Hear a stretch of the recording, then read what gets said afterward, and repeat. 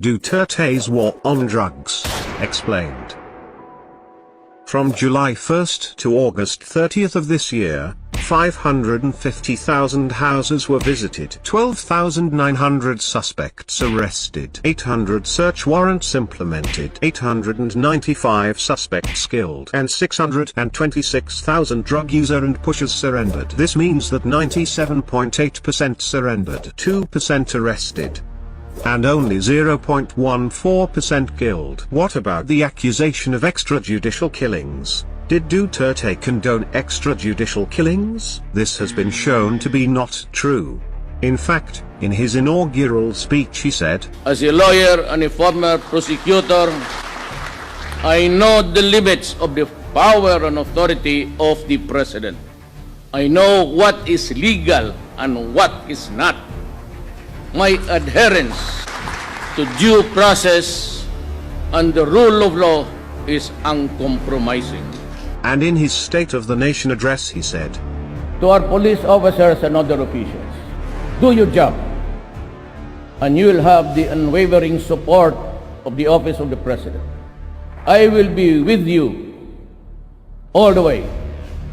Abuse your authority, and there will be a hell to pay.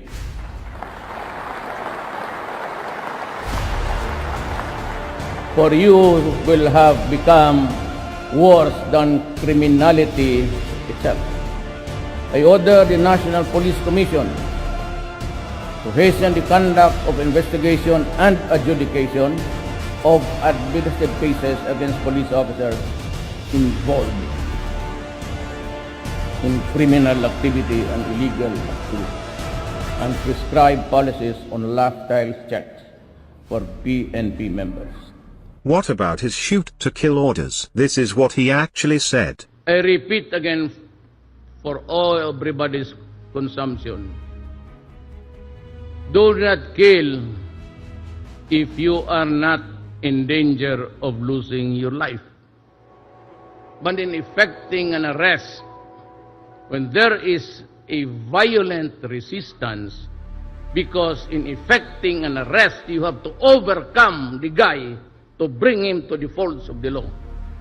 If you cannot bring him to the police station, if you cannot place him under the control of the law, because that is your job, to arrest, which means to overcome the resistance. But if the resistance is violent, thereby placing your life in jeopardy, shoot and shoot him dead. Can I be more clearer than that? But who is behind the vigilante killings? For the extrajudicial killing, they say, it's not the work of the police to be wrapping people with plastics and put them in the bag. That is not the job of the police. I just told him that one bullet will do. Why do you have to wrap it?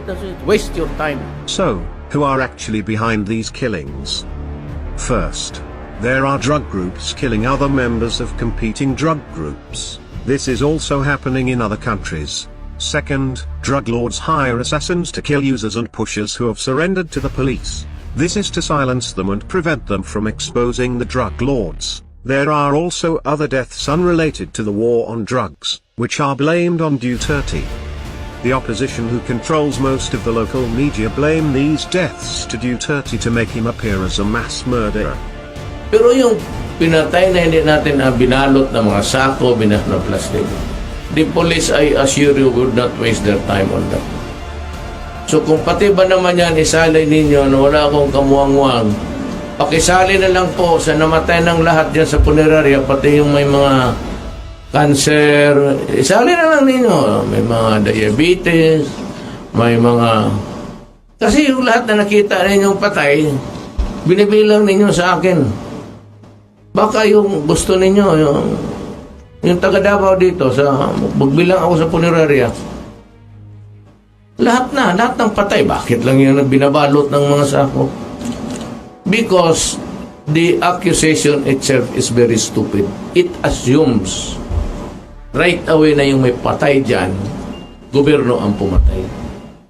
Police officers found involved in drugs are relieved, investigated, and prosecuted. In fact, Duterte publicly named officials involved in drugs. There are generals, police officials, congressmen, mayors, judges, and a senator. Drug lords and public officials involved in drugs are now trying to bring the fight in the international arena due to the fact that 91% of the Filipinos support Duterte. Will they succeed?